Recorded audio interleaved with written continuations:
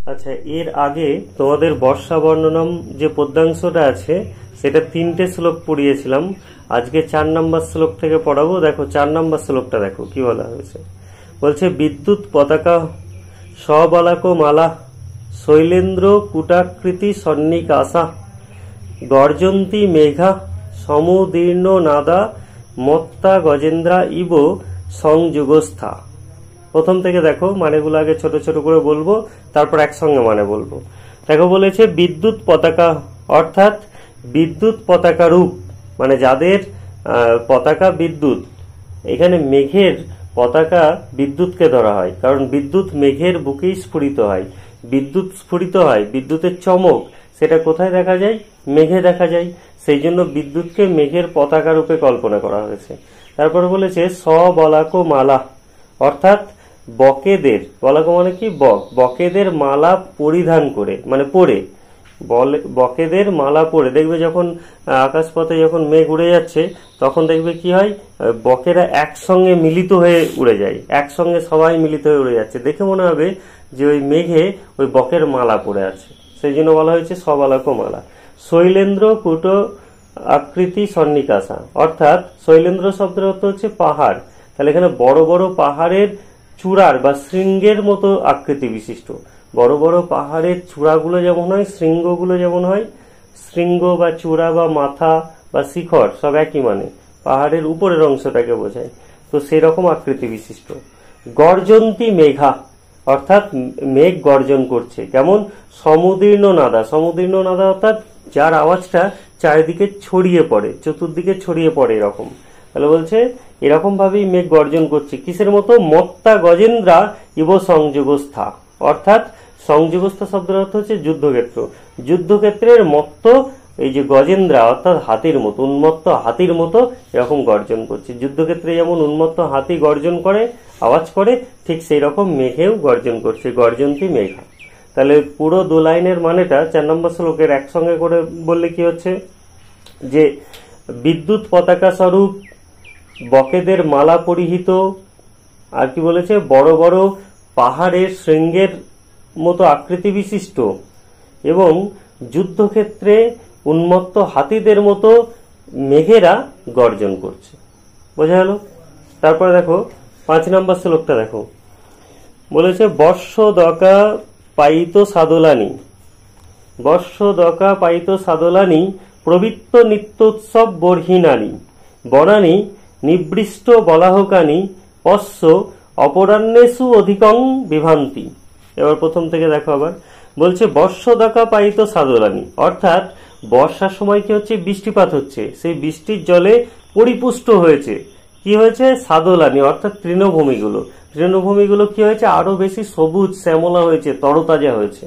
দেখবে তোমাদের নিজেদের স্কুল দিয়েই ভাবতে পারো, যাদের স্কুলে দেখবে স্কুলের মাঠে প্রচুর ঘাস আছে এই মুহূর্তে, কারণ এখন বর্ষার সময় বৃষ্টিপাত হচ্ছে প্রায়, তো এতে দেখবে ঘাসগুলো খুব তরতাজা হয়ে গিয়েছে। কিন্তু কিছুদিন আগের কথা ভাবো, গরমের সময়ের কথা ভাবো, দেখবে গাছগুলো সব, ওই ঘাসগুলো সব কি ছিল? একদম রুগ্ন শুষ্ক হয়ে গিয়েছিল। এই গাছপালাও তাই, বর্ষার জলে সব কি হয়েছে?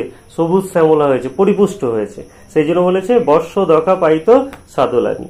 তারপরে বলেছে প্রবৃত্ত নিত্য উৎসব বর্হিনানি, অর্থাৎ এই বর্হিনানি শব্দের অর্থ হচ্ছে ময়ূরেরা। ময়ূরেরা কি করছে? প্রবৃত্ত হচ্ছে কিসে? নিত্য উৎসবে। তারা নিত্য উৎসবে মেতে উঠছে। তাহলে কি বলেছে দেখো, প্রবৃত্ত নিত্য উৎসব বর্হিনানি, অর্থাৎ বর্হিনানি শব্দের অর্থ কি বললাম? ময়ূরেরা। এই ময়ূরেরা কি করছে? নিত্য উৎসবে প্রবৃত্ত হচ্ছে, মানে মেতে উঠছে নিত্য উৎসবে। তারপর বলা হয়েছে বনানি নিবৃষ্ট বলাহকানি পশ্য অপরাহ্নেষু অধিকং বিভান্তি। বনানি অর্থাৎ বনসমূহ, কি? নিবৃষ্ট বলাহকানি, অর্থাৎ মেঘ। বলাহকানি শব্দের অর্থ হচ্ছে মেঘ। মেঘ যেখানে নিবৃষ্ট, অর্থাৎ বৃষ্টিপাত ঘটিয়ে দিয়েছে, বৃষ্টিপাত ছড়িয়ে দিয়েছে, মানে বৃষ্টিপাত ঘটিয়েছে যেখানে, সেই রকম কোথায়? বনানি অর্থাৎ বনসমূহ। পশ্য মানে দেখো। কে দেখাচ্ছে? কে দেখাচ্ছে? রামচন্দ্র। কাকে দেখাচ্ছে? ভাই লক্ষণকে। কি বলছে? পশ্য মানে দেখো। অপরাহ্নেষু, অপরাহ্নেষু মানে মধ্যাহ্নের পর অপরাহ্ন, অর্থাৎ বিকেল বেলায়। কি? অধিকং মানে বেশি করে, বিভান্তি মানে শোভা পাচ্ছে। তাহলে এরকম বনসমূহ বেশি করে শোভা পাচ্ছে। কেমন বনসমূহ? বর্ণনা দেয়া হলো। বিশেষণগুলো কি বলছে? যে বর্ষার জলে তৃণভূমিগুলো পরিপুষ্ট হয়েছে, আর কি যেখানে ময়ূরেরা নৃত্য উৎসবে মেতে উঠেছে, আর কি না যেখানে মেঘেরা বৃষ্টিপাত ঘটিয়েছে। এইরকম বনগুলো, এরকম বনসমূহগুলো বিকেল বেলায় অধিক শোভা পাচ্ছে, বিকেল বেলায় বেশি করে শোভা পাচ্ছে, তাদের শোভা যেন আরো বেড়ে যাচ্ছে। ক্লিয়ার এই শ্লোকটা? তাহলে দু লাইনের মানে একসঙ্গে আরেকবার বলে দিচ্ছি আমি, যে বর্ষার জলে পরিপুষ্ট তৃণভূমিগুলো আর ময়ূরেরা যেখানে নৃত্য উৎসবে মেতে উঠেছে এরকম, এবং মেঘেরা যেখানে বৃষ্টিপাত ঘটিয়েছে, এই বনসমূহগুলো বিকেল বেলায় অধিক শোভা পাচ্ছে। অপরাহ্ন মানে বিকেল বেলা। পরের শ্লোক 6 নম্বর শ্লোক বলেছে, দেখো 6 নম্বর শ্লোকটা দেখো, সমুদ্বহন্ত সলিলতি ভারং বলাকিনো বাড়ি ধরা নদন্ত মহৎসু শৃঙ্গেশু মহিধরানাং বিশ্রম্য পুনঃ প্রজান্তি। আবার প্রথম থেকে দেখো, বলেছে সমুদ্বহন্ত মানে হচ্ছে বইতে বইতে, মানে বয়ে নিয়ে যেতে যেতে। কি সলিলাতি ভারং, সলিল শব্দের অর্থ হচ্ছে জল, তাহলে জলের অতি ভার, মানে জলের ভারটা বইতে বইতে মানে বয়ে নিয়ে যেতে যেতে। বলাকিনো অর্থাৎ বলাকার দ্বারা শোভিত, বলাকা মানে বক। কি বাড়ি ধরা, বাড়ি ধরা কাকে বলা হয়? মেঘকে বলা হয়। বাড়ি শব্দ অর্থ জল, অর্থাৎ জলকে যে ধরে রাখে, মেঘ থেকেই বৃষ্টিপাত হয়, মেঘই জল ধরে রাখে, সেই জন্য বলা হচ্ছে বাড়ি ধরা, অর্থাৎ মেঘেরা নদন্ত মানে গর্জন করতে করতে। তাহলে কি বলছে, যে আবার প্রথম লাইনটা আরেকবার বলছি, যে বইতে বইতে কি জলের অতিভার, জলের অতিভার বইতে বইতে বলাকার দ্বারা অর্থাৎ বকের দ্বারা শোভিত এই মেঘেরা গর্জন করতে করতে কি হচ্ছে দেখো, মহৎসু সিংহেসু অর্থাৎ বড় বড় সিংহগুলোতে, কার? মহিধরানাং অর্থাৎ পাহাড়ের বা পর্বতের যে বড় বড় সিংহ, উঁচু উঁচু সিংহগুলো আছে, সিংহ, সেই শৃঙ্গগুলোতে কি করছে? বিশ্রম্য মানে বিশ্রাম নিয়ে নিয়ে পুনঃ প্রজান্তি পুনরায় আবার যাত্রা শুরু করছে। তাহলে এই মানেটা দু লাইনের মানেটা একসঙ্গে বলছি, যে জলের অতি ভার বইতে বইতে বা বহন করতে করতে।